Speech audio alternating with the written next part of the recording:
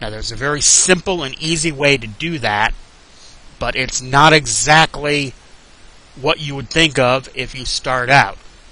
So we're going to take and align all the bones right now. Just follow along and do what I do, and don't worry about why I'm doing it in this order. I'll explain later. First, you take all your bones from hip on down, which you've already got where they belong. Go into your motion options and remove, you can't just remove parenting. Parent them all to your object. Now they're all in a straight line.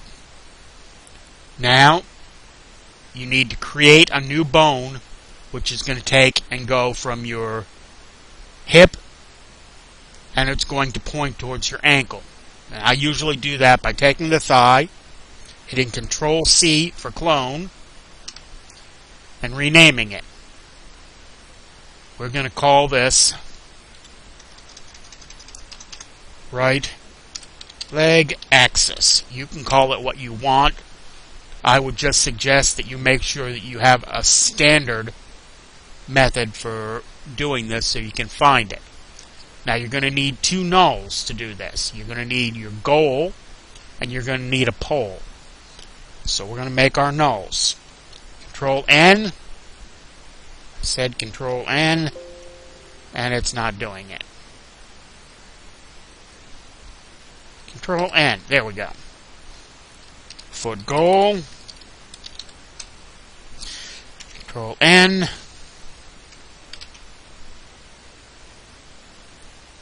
Leg pole. Now, your goal has to be at your ankle. Easiest way to do that is the old reliable alt snap. We'll go into the side view here, it's easier. Drag it to your ankle, hit Alt, it'll snap to the ankle. I always hit Enter twice to key it because I'm not used to working in auto key. But once it's there, you're all set. We'll deal with the pole in a minute. Take your axis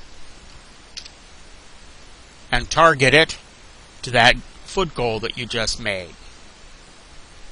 Incidentally, hit P to go into your bone properties and put its strength at 0 because you don't want it to affect the mesh.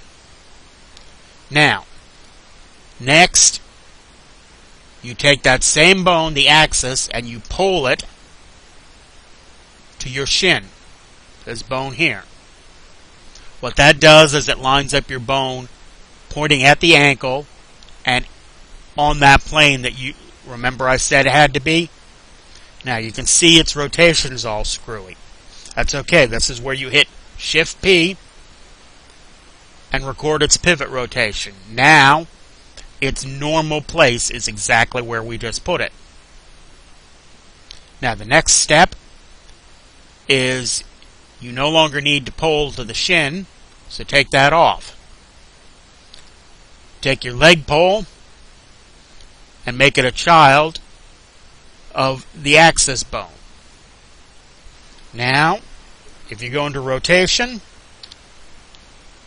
wrong, just hit rest, thinking wrong. Go into rotation, zero it out, go into translation, zero it out, and it's right at the top of your bone, lined up. Turn off your X because you don't want it to move an X, and now it can only move on that plane that you defined. Slide it out in front.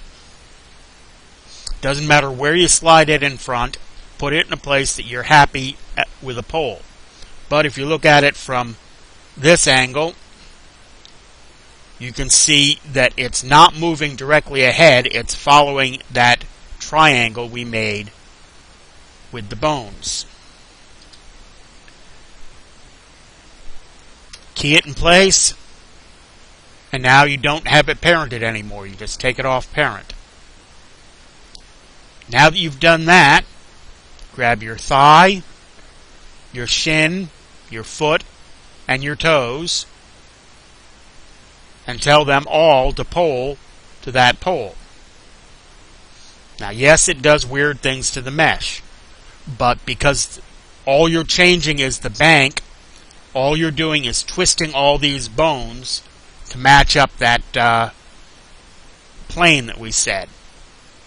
Once you do that, you can reparent everything where it belongs.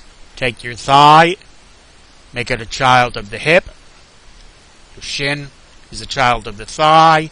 Your foot is a child of the shin. And your toes are a child of the foot. Yes, see all the weird things it did to our mesh? Don't worry about it. Now select all of them again. Now you go from the top, Shift P, and rest. Shift P, and rest. I forgot. My mistake. Now that you've got your thigh pointing the way you want it, you actually want to parent it to that axis bone. So the axis is under the hip, the thigh is under, etc. And again, Shift P, rest. And just go straight down the line.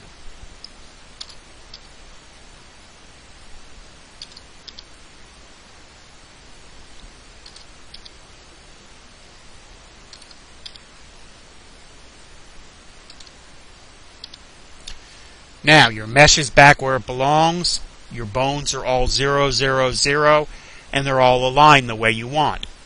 Now you can take all these bones that you poled, take them off the pole, and you're ready to set up IK.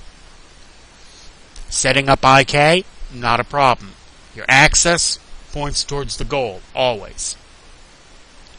Your axis poles to the leg pole, always. Your thigh, you go into your controller and limits, and you see how the pitch is lined up where we want it? That's the only one that's on IK. Shin. Only one on IK is the pitch. Your foot is gold to the goal. Your hip, unaffected by IK.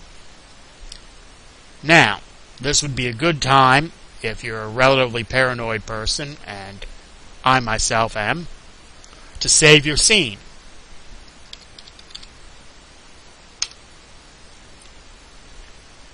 Now, once you've done all that, you can grab your foot goal,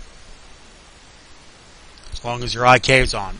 IK will be turned off whenever you use the record pivot rotation. You can now move anywhere within reason and have complete control.